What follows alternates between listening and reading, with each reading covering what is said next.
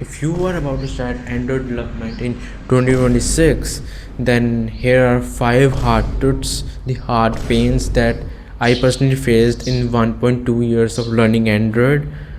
So let's start from point number 1. First and the biggest problem in starting Android development is learning Android development itself.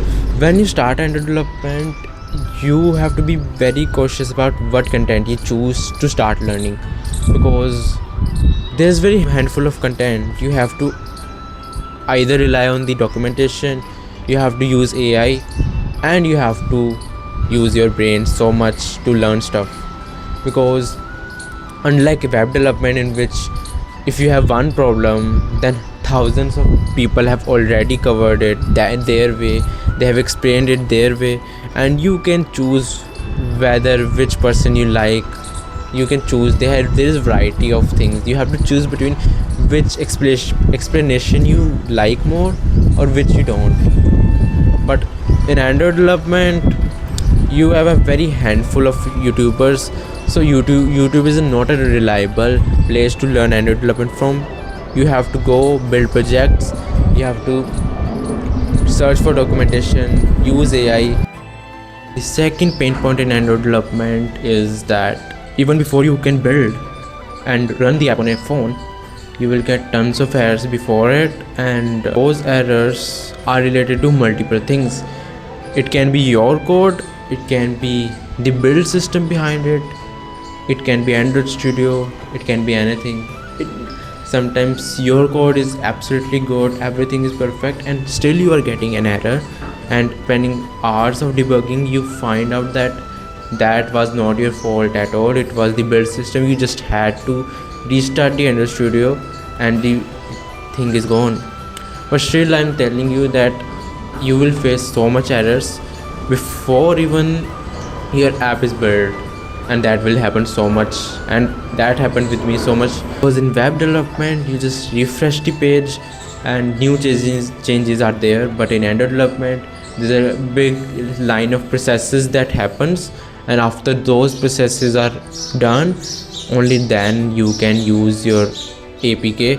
You have to build it, then runs your APK that is stored on your local PC. Then from local PC you have to send it to your mobile device, and then you start running. Now comes the third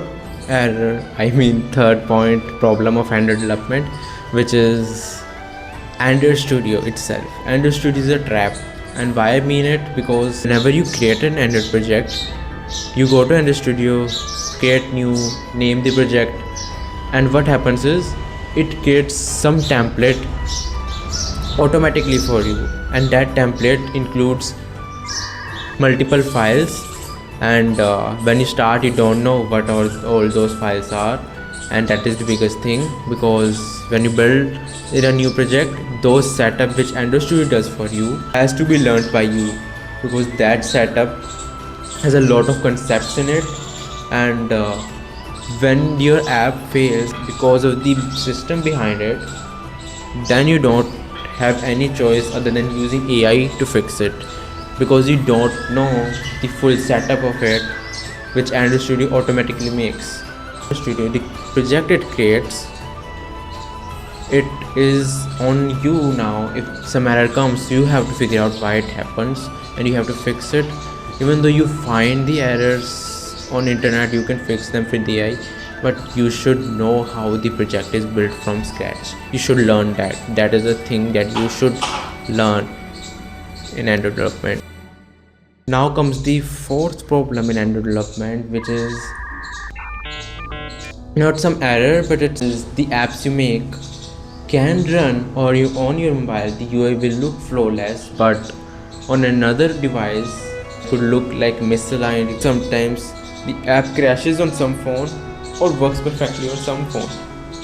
This can also happen, and the fact is, in web, most of the time all the websites look exact same on all browsers, because browsers just render the HTML, CSS. But in Android, the thing is, you have different companies which build phones: Samsung, Xiaomi, OnePlus, Oppo, Realme, nothing, and the list just goes on and on. But The thing is, every OEM tweaks the Android OS for them, and sometimes that can be a problem to your app. Some phones are compact, there are foldables, there are tablet, large phones. So UI can be misaligned some and looks great at some. Maybe some code crashes on some phones but works on some, making a reliable app which works on every phone. So that's the thing that you need to understand, and you have to figure out how to make app that is reliable on all. And the fifth point of the fifth problem in Android development is you make an app today, and after some months you update some library and you run that same app which was running perfectly fine, and on that day your app crashed, and on that day some of the functions, some of the code that you wrote is now giving error and saying that this function or this class that you are using now doesn't exist because you just upgraded the library or the target Android version. Now the code is not working. Now you have to go read the documentation, read what is new, and read what Android changed, and now align your app with that, change functions. Sometimes even what you want actually to use is deprecated and moved to something new, or sometimes fully removed, and you now need to shift to new library or keep using the older version which they say deprecated.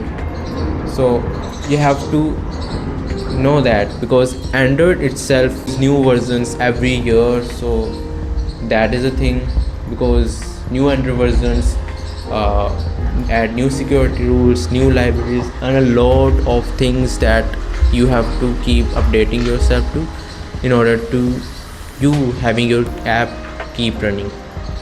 So these are the 5 top problems I personally feel are the most problems that I faced when starting learning, and even today's video. Bye. And yeah, if you want learn Android fast, or you don't want to waste time just like I did, tell me, I can make video on it so you can know how to start Android generally better.